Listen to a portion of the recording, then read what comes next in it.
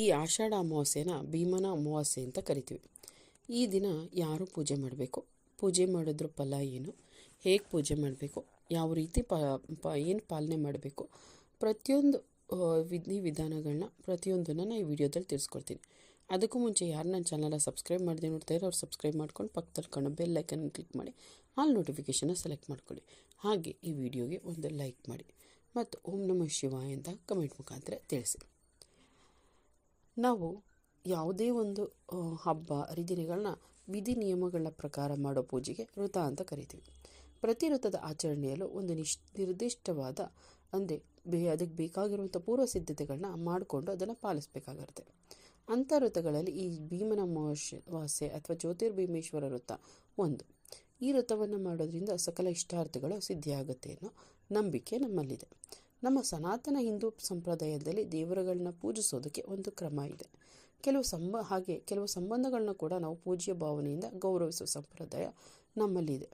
ಮಾತೃದೇವೋಭವ ಅಂತೀವಿ, ಅಂದರೆ ತಾಯಿನ ಪೂಜಿಸುವಂಥ ಸಂಪ್ರದಾಯ. ಪಿತೃದೇವೋಭವ ಅಂದರೆ ತಂದೆಯೂ ಕೂಡ ದೇವರು ಅಂತ ಪೂಜಿಸ್ತೀವಿ. ಆಚಾರ್ಯ ದೇವೋಭವ ಅಂದರೆ ನಾವು ಗುರುಗಳನ್ನೂ ಕೂಡ ದೇವರು ಅಂತ ಪೂಜಿಸುವಂಥ ಸಂಪ್ರದಾಯ. ಹಾಗೆ ಪತಿ ದೇವೋಭವ ಅಂತೀವಿ, ಅಂದರೆ ಪತಿಯನ್ನು ದೇವರು ಅಂತ ಪೂಜಿಸುವಂಥ ಸಂಪ್ರದಾಯ. ಬಹಳ ಪುರಾತನ ಕಾಲದಿಂದಲೂ ಕೂಡ ಈ ಸಂಪ್ರದಾಯ ನಡ್ಕೊಂಡ್ಬಂದಿದೆ. ಗಂಡನ ಆರೋಗ್ಯ ಆಯುಷ್ಯ ವೃದ್ಧಿ ಆಗಬೇಕು ಮತ್ತು ಎಲ್ಲ ಕ್ಷೇತ್ರಗಳಲ್ಲೂ ಯಶಸ್ಸು ಸಿಗಬೇಕು ಅಂತ ಈ ಭೀಮನ ಅಮಾವಾಸ್ಯೆ ಪೂಜೆಯನ್ನು ವಿಶೇಷವಾಗಿ, ಅದರಲ್ಲೂ ಮಹಿಳೆಯರು ಅಂದರೆ ವಿವಾಹವಾದ ಮಹಿಳೆಯರು ಪೂಜಿಸ್ತಾರೆ. ಹೆಣ್ಣಿಗೆ ಕುಂಕುಮನೇ ಆಭರಣ. ಆ ಪತಿಯ ಆಪತ್ತುಗಳೆಲ್ಲ ಅಂದರೆ ಅವ್ರ ಕಷ್ಟಗಳೆಲ್ಲ ಕಳೆದು ದೀರ್ಘಾಯುಷ್ಯ ಹೊಂದಲಿ ಅಂತ ಪಾರ್ವತಿ ಪರಮೇಶ್ವರರಲ್ಲಿ ವಿಧಿಪೂರ್ವಕವಾಗಿ ಪೂಜಿಸುವುದೇ ಭೀಮನ ಅಮಾವಾಸ್ಯೆ ಪೂಜೆ ಅಂತ ಹೇಳ್ತೀವಿ. ಇನ್ನು ಈ ಒಂದು ಅಮಾವಾಸ್ಯೆ ವೃತವನ್ನು ಬೇರೆ ಬೇರೆ ಪ್ರದೇಶಗಳಲ್ಲಿ ಬೇರೆ ಬೇರೆಯಾಗಿ ಆಚರಿಸ್ತಾರೆ. ಕರ್ನಾಟಕದಲ್ಲಿ ದಿವಸಿ ಅಮಾವಾಸ್ಯೆ ಭೀಮನ ಅಮಾವಾಸ್ಯೆ ಅಂತ ಕರಿತೀವಿ. ದಕ್ಷಿಣ ಕನ್ನಡದಲ್ಲಿ ಆಟಿ ಅಮಾವಾಸ್ಯೆ ಅಂತ, ಮತ್ತು ಉತ್ತರ ಕರ್ನಾಟಕದಲ್ಲಿ ಕೋಡಿ ಅಮಾವಾಸ್ಯೆ ಅಂತ ಕರಿತೀವಿ. ಮೈಸೂರು ಬೆಂಗಳೂರು ಪ್ರಾಂತ್ಯದಲ್ಲಿ ಭೀಮನ ಅಮಾವಾಸ್ಯೆ ಅಥವಾ ಪತಿ ಸಂಜೀವಿನಿ ವೃತ ಅಂತ ಕರೀತಾರೆ. ಈ ವೃತವನ್ನು ವಿವಾಹಿತ ಮಹಿಳೆಯರು ಅಂದರೆ ಮದುವೆಯಾದ ಮಹಿಳೆಯರಷ್ಟೇ ಅಲ್ಲ, ಮದುವೆ ಆಗದೇ ಇರೋ ಅವಿವಾಹಿತ ಕನ್ಯೆಯರು ಕೂಡ ಮಾಡ್ಬೋದು. ಯಾಕಪ್ಪ ಅಂದರೆ ಸದ್ಗುಣ ಸಂಪನ್ನನಾದ ಗಂಡ ಸಿಗಲಿ, ತುಂಬ ಒಳ್ಳೆ ಗಂಡ ಸಿಗಲಿ, ಮುಂದೆ ನಮ್ಮ ಮದುವೆಯಾದ ವೈವಾಹಿಕ ಜೀವನ ಸುಖ ಸಂತೋಷದಿಂದ ಕೂಡಿರಲಿ ಅಂತ ನಾವು ಪತಿ ಪರಮೇಶ್ವರರಲ್ಲಿ ಕೇಳಿಕೊಂಡು ಪೂಜೆ ಮಾಡುವಂಥ ಸಂಪ್ರದಾಯ ಆಗಿದೆ. ಹಾಗಾದರೆ ಈ ಪೂಜೆಯ ಮಹತ್ವ ಏನು? ಭೀಮನ ಅಮಾವಾಸ್ಯೆ ಮಹತ್ವ ಧಾರ್ಮಿಕ ಪೂಜೆಯನ್ನು ಮೀರಿ ದಕ್ಷಿಣ ಭಾರತೀಯ ಮನೆಗಳಲ್ಲೂ ಕೂಡ ಆಚರಿಸುವ ಭಾವನಾತ್ಮಕ, ಆಧ್ಯಾತ್ಮಿಕ ಮತ್ತು ಸಾಂಸ್ಕೃತಿಕ ಮೌಲ್ಯಗಳೊಂದಿಗೆ ಆಳವಾದ ಸಂಪರ್ಕ ಹೊಂದಿರುವಂಥ ವೃತ. ಈ ದಿನ ಭಕ್ತಿ, ಶಿಸ್ತು ಮತ್ತು ಪ್ರಾರ್ಥನೆಯಿಂದ ಕುಟುಂಬವನ್ನು ಚೆನ್ನಾಗಿ ನೋಡ್ಕೋ, ನಮ್ಮ ಮದುವೆ ವೈವಾಹಿಕ ಜೀವನದಲ್ಲಿರುವಂಥ ಅಡೆತಡೆಗಳನ್ನ ತೊಡೆದು ಹಾಕು ಅಂತ ನಾವು ಸಂಪ್ರದಾಯವಾಗಿ ನಂಬಿಕೆ ಇಟ್ಕೊಂಡು ದೇವರನ್ನು ಪೂಜೆ ಮಾಡುವಂಥ ವೃತ ಇದಾಗಿದೆ. ಈ ದಿನದಂದು ಮಹಿಳೆಯರು ಉಪವಾಸವನ್ನು ಮಾಡ್ತಾರೆ ಮತ್ತು ಶಿವಪಾರ್ವತಿಯರಲ್ಲಿ ಭಕ್ತಿಯ ಮೂಲಕ ತಮ್ಮ ಕುಟುಂಬದ ಯೋಗಕ್ಷೇಮಕ್ಕಾಗಿ ಬೇಡ್ಕೊಂಡು ಪೂಜೆ ಮಾಡುವಂಥ ದಿನ ಆಗಿದೆ. ದಾಂಪತ್ಯದಲ್ಲಿ ಭಾವನಾತ್ಮಕ ಬಂಧ ಬಲವಾಗಬೇಕು, ತಾಳ್ಮೆ, ಶಿಸ್ತು, ಭಕ್ತಿ ಬೆಳಿಬೇಕು. ಕೌಟುಂಬಿಕ ಪೂಜೆಯು ಸಾಂಸ್ಕೃತಿಕ ಸಂಪ್ರದಾಯಗಳನ್ನು ಸಂರಕ್ಷಿಸುವುದು. ಈ ವೃತವನ್ನು ಕೇವಲ ಆಚರಣೆಯಾಗಿ ಮಾತ್ರ ಅಲ್ಲದೆ ನಂಬಿಕೆ ಮತ್ತು ಕುಟುಂಬದ ಐಕ್ಯತೆಯನ್ನು ಬಲಪಡಿಸುವ ಅರ್ಥಪೂರ್ಣ ಸಾಂಸ್ಕೃತಿಕ ಆಚರಣೆಯಾಗಿ ಕೂಡ ಇದು ಇದೆ. ಹಾಗಾದರೆ ಈ ಅಮಾವಾಸ್ಯೆ ಯಾವ ದಿನ ಬರುತ್ತೆ ಅಂದರೆ 2026 ಆಗಸ್ಟ್ 15 ಮಧ್ಯರಾತ್ರಿ 1:52 ಶುರುವಾಗಿ ಬುಧವಾರ 11:06 ಇದು ಇರುತ್ತೆ. ಅತ್ಯುತ್ತಮ ಮುಹೂರ್ತ ಅಂದರೆ ಬೆಳಿಗ್ಗೆ 6:15 9:30, 9:30 11:30 ಉತ್ತಮ ಮುಹೂರ್ತವಾಗಿ ಇರುತ್ತೆ.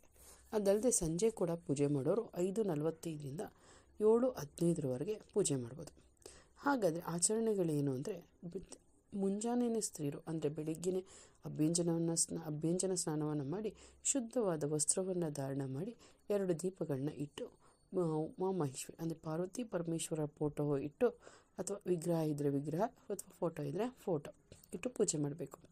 ಅದಕ್ಕೆ ತುಪ್ಪ ಧೂಪ ಮತ್ತು ಎಳ್ಳೆಣ್ಣೆಯನ್ನು ಹಚ್ಚಿ ದೀಪವನ್ನು ಹಚ್ಚಬೇಕಾಗುತ್ತೆ. ವಿಘ್ನ ವಿನಾಶಕನಾದ ಮಹಾಗಣಪತಿಯನ್ನು ಮೊದಲು ಪೂಜಿಸಬೇಕು. ಅಂದರೆ ಯಾವುದೇ ಪೂಜೆ ಮಾಡಿದ್ರೆ ನಾವು ಗಣೇಶನ ಪೂಜೆ ಮಾಡಿ ನಂತರನೇ ಪೂಜೆ ಮಾಡಬೇಕು. ಯಾಕಂದರೆ ಪೂಜೆಯಲ್ಲಿ ಯಾವುದೇ ರೀತಿಯ ಅಡೆತಡೆಗಳು ಬರದೇ ಇರೋ ಹಾಗೆ ನೋಡ್ಕೊಳ್ಳೋಕ್ಕೆ. ನಂತರ ಜ್ಯೋತಿರ್ಭೀಮೇಶ್ವರ ವೃತ ಅಂದರೆ ಶಿವಪಾರ್ವತಿಯನ್ನು ದೀಪದಲ್ಲಿ ಆಹ್ವಾನ ಮಾಡಿ 16 ವಿಧವಾದ ಉಪಚಾರ ಪೂಜೆಯನ್ನು ಮಾಡಬೇಕು. ಮತ್ತು 9 ಎಳೆ ದಾರವನ್ನು ಅರಿಶಿನ ಕುಂಕುಮದಿಂದ ಪೂಜಿಸಿ ಅದಕ್ಕೆ 9 ಗಂಟೆಗಳನ್ನ ಹಾಕಬೇಕು. ಗೋಧಿ ಹಿಟ್ಟಿನಿಂದ ಮಾಡಿದ ಕಡುಬು ನೈವೇದ್ಯವನ್ನು ಮಾಡಬೇಕು. ಇನ್ನು ಕೆಲವೊಂದು ಕಡೆ ಸ್ಕಂದ ಪುರಾಣದಲ್ಲಿ ಹೇಳಿದಂತೆ ಸ್ತ್ರೀಯರು ಮಂಗಳ ಸ್ನಾನವನ್ನು ಮಾಡಿ ಸರ್ವತೋಭದ್ರ ಮಂಡಲವನ್ನು ನಿರ್ಮಿಸಿ ಅದರಲ್ಲಿ ಧಾನ್ಯ ರಾಶಿ ಹಾಕಿ ಅದರ ಮೇಲೆ ತುಪ್ಪ ಜ್ಯೋತಿ ಸ್ತಂಭವನ್ನು ಅಂದರೆ ತುಪ್ಪ ದೀಪವನ್ನು ಇಟ್ಟು ಪಾರ್ವತಿ ಪರಮೇಶ್ವರನ ಆಹ್ವಾನ ಪಡಿ ಪೂಜೆ ಮಾಡುವಂಥ ಕ್ರಮ ಕೂಡ ಇದೆ. ನಂತರ ಹೊಸ್ತಿನ ಮೇಲೆ ಧ್ಯಾನದ ಭಂಡಾರ ಅಥವಾ ಪೆಟ್ಟಿಗೆಯನ್ನು ಇಟ್ಟು ಅಣ್ಣ ತಮ್ಮದಿರ ಕೈಯಿಂದ ಆ ಪೆಟ್ಟಿಗೆಯನ್ನು ಒರೆಸಿ ಆ ಕೈಯಿಂದಲೇ ಆಶೀರ್ವಾದ ರೂಪಕ್ಕೆ ಹೋಗಿ ಆ ಪೆಟ್ಟಿಗೆಯನ್ನು ಸ್ವೀಕರಿಸೋ ಸಂಪ್ರದಾಯ ಕೂಡ ಇದೆ. ಬಳಿಕ ಪೂಜಿಸಿದ ದಾರವನ್ನು ಬಲಗೈಗೆ ಕಟ್ಕೊಂಡು ಪಾರ್ವತಿ ಪರಮೇಶ್ವರ ಮಂಗಳಾರತಿಯನ್ನು ಮಾಡಬೇಕು. ವಿವಾಹ ಸ್ತ್ರೀಯರು ತಮ್ಮ ಪತಿಯ ಪಾದವನ್ನು ತೊಳೆದು ಅರಿಶಿನ ಕುಂಕುಮ ಅಕ್ಷತೆ ಹೂವನ್ನು ಇಟ್ಟು ನಮಸ್ಕರಿಸಿ ದೀರ್ಘ ಸುಮಂಗಲಿತನಕ್ಕೆ ಪ್ರಾರ್ಥಿಸಿ ಆರತಿಯನ್ನು ಮಾಡಬೇಕು. ಮೇಲೆ ಹೇಳಿದ ಯಾವುದನ್ನು ಮಾಡೋಕ್ಕಾಗದೇ ಇದ್ದರೂ ದೇವರಿಗೆ ಹೂ ಮುಡಿಸಿ ದೀಪ ಹಚ್ಚಿ ಹೂ ಮುಡಿಸಿ ಪೂಜೆ ಮಾಡಿದ ನಂತರ ಗಂಡನನ್ನು ಕರೆದು ಅವ್ರ ಪಾದವನ್ನು ತೊಳೆದು ಅದಕ್ಕೆ ಅರಿಶಿನ ಕುಂಕುಮ ಅಕ್ಷತೆ ಹೂವು ಇಟ್ಟು ನಮಸ್ಕರಿಸಿ ಆ ಪಾದಕ್ಕೆ ಪೂಜೆ ಮಾಡಿ ಅಲ್ಲಿಟ್ಟಿರುವಂಥ ಹೂವನ್ನು ಮುಡ್ಕೊಳ್ಳೋದು ತುಂಬ ಒಳ್ಳೆಯದು. ಅವರಿಂದ ಆಶೀರ್ವಾದ ಪಡೆದು ಈ ದಿನ ತುಂಬ ಒಳ್ಳೆಯದು. ನಂತರ ಮನೆಯ ಹಿರಿಯರಿಗೆ ನಮಸ್ಕರಿಸಿ ಎಲ್ಲರ ಆಶೀರ್ವಾದವನ್ನು ಪಡೆದರೆ ಇನ್ನೂ ತುಂಬ ಒಳ್ಳೆಯದಾಗಿರುತ್ತೆ. ಸುಮಂಗಲಿಯರು ಮನೆಗೆ ಆಹ್ವಾನಿಸಿ ಅಂದರೆ ಹೆಣ್ಮಕ್ಳನ್ನು ಮನೆ ಕರೆದು ಅರಿಶಿನ ಕುಂಕುಮ ಹೂವು ಬಾಗಿನವನ್ನು ಕೊಟ್ಟರೆ ಇನ್ನೂ ತುಂಬ ಒಳ್ಳೆಯದು. ಈ ದಿನದಂದು ಉಪವಾಸ ವ್ರತವನ್ನು ಆಚರಿಸೋದು ದೇವರು ಮತ್ತು ದೇವತೆಗಳ ಪೂಜಿಸುವ ಮೂಲಕ ಕೆಲವೊಮ್ಮೆ ಎರಡನ್ನೂ ವಿಶೇಷ ಪ್ರಯೋಜನ ಪಡೆಯಬಹುದು.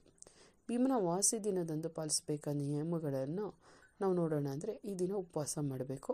ಅದರಲ್ಲೂ ನಿರ್ಜಲ ಉಪವಾಸ ಅಂದರೆ ಏನೂ ಕುಡಿದೇನೆ ತಿಂದೇನೆ ಉಪವಾಸ ಮಾಡೋದು ತುಂಬ ಒಳ್ಳೆಯದು. ಆಗದೇ ಇರೋರು ಹಾಲು ಹಣ್ಣು ತಿಂದು ಉಪವಾಸನ ಮಾಡ್ಬೋದು. ಹಾಗಂತ ಹೊಟ್ಟೆ ತುಂಬ ತಿನ್ನಬಾರ್ದು. ಅದರಲ್ಲೂ ಈರುಳ್ಳಿ ಬೆಳ್ಳುಳ್ಳಿ ಅಂತ ಸೇವನೆ ಮಾಡಬಾರ್ದು. ಅದು ಮಾಂಸಾಹಾರಿಯನ್ನು ಮಾತ್ರ ತಪ್ಪದೇ ವರ್ಜಿಸಬೇಕು, ಅಂದರೆ ತಿನ್ನಲೇಬಾರ್ದು. ಈರುಳ್ಳಿ ಬೆಳ್ಳುಳ್ಳಿ ಆದವರು ತಪ್ಪಿಸೋದ್ರೆ ತುಂಬ ಒಳ್ಳೆಯದು. ದಿನವಿಡೀ ನಮ್ಮ ಆಲೋಚನೆಗಳಲ್ಲಿ ಶುದ್ಧತೆಯನ್ನು ಕಾಪಾಡ್ಕೋಬೇಕು. ಅಂದರೆ ಬೇರೆಯವ್ರ ಮೇಲೆ ಬೈಯೋದಾಗಲಿ ಕೆಟ್ಟ ಮಾತುಗಳನ್ನ ಆಡೋದಾಗಲಿ ಮಾಡ್ದೇನೆ ಮಾಡಬೇಕು. ಇದಿಷ್ಟು ಭೀಮನ ಅಮಾವಾಸ್ಯೆ ಪೂಜೆ. ಈ ವಿಡಿಯೋ ಇಷ್ಟ ಆಗಿದೆ ಅಂತ ಭಾವಿಸ್ತೀನಿ. ಇಷ್ಟ ಆಗಿರೋ ಲೈಕ್ ಮಾಡಿ. ಹಾಗೆ ನನ್ನ ಚಾನಲ್ ಇನ್ನೂ ಯಾರು ಸಬ್ಸ್ಕ್ರೈಬ್ ಮಾಡದೆ ನೋಡ್ತಾ ಇರೋ ಅವರು ಸಬ್ಸ್ಕ್ರೈಬ್ ಮಾಡ್ಕೊಂಡು ಪಕ್ಕದಲ್ಲಿ ಕಾಣೋ ಬೆಲ್ ಐಕನ್ ಕ್ಲಿಕ್ ಮಾಡಿ ಆಲ್ ನೋಟಿಫಿಕೇಷನ್ನ ಸೆಲೆಕ್ಟ್ ಮಾಡ್ಕೊಳ್ಳಿ. ಕೇಳಿದ್ದದಕ್ಕೆ ಧನ್ಯವಾದಗಳು. ಮುಂದಿನ ವಿಡಿಯೋದಲ್ಲಿ ಸಿಗೋಣ.